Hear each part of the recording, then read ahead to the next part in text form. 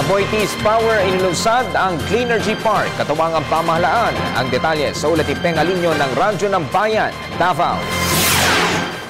Ang Aboitiz Group of Companies ay nagtatag ng 8 hektaryang outdoor biodiversity learning center na pinaganda at inayos ng kumpanya at ipapamahagi kita ng lahat ang mayayamang recursos naturalis nito sa Davao Gold sa may Punta Dumalag, Davao City.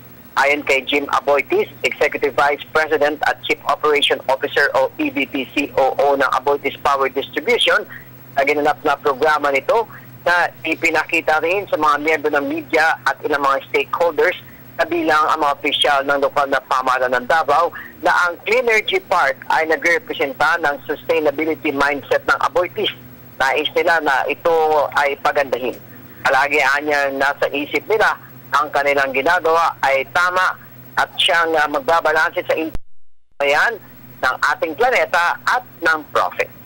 Pinuksan ang Cleanergy Park walkthrough Webes ng hapon kung saan dito nakikita ang Turtle Sanctuary View Deck, Mangrove Boardwalk, Weather Station Learning Center, Sidling Nursery at Botanical Garden at katuwang naman ng Aboitiz ang lokal na pamahalaan ng Davao sa pamumuno ni Davao City Mayor Jigo Duterte at ilang mga stakeholders.